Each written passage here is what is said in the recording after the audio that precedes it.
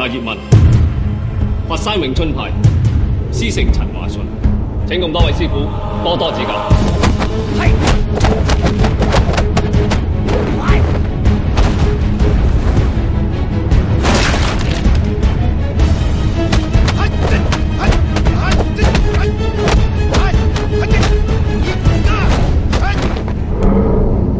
你知唔知規矩嘅？邊個批准你教拳嘅？我真係唔知咩規矩。你班衰人，咩人上嚟學拳？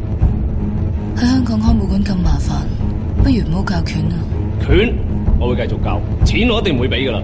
如果冇我同啲鬼佬疏通嘅，全香港咁多間武館，可以平平安安咁教拳咩？但係我哋作為人哋嘅師傅，係咪要好好地先教好自己嘅徒弟咧？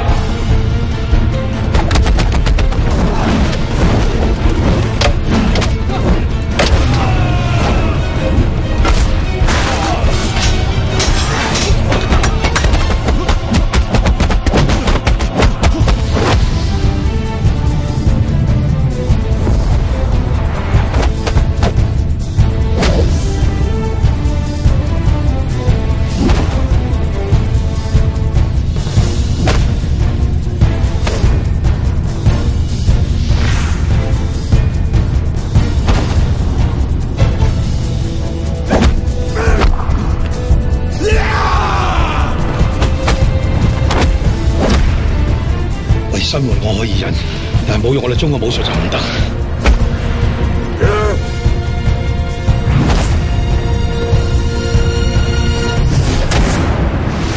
你認為分勝負重要啊，定還是同屋企人食飯重要？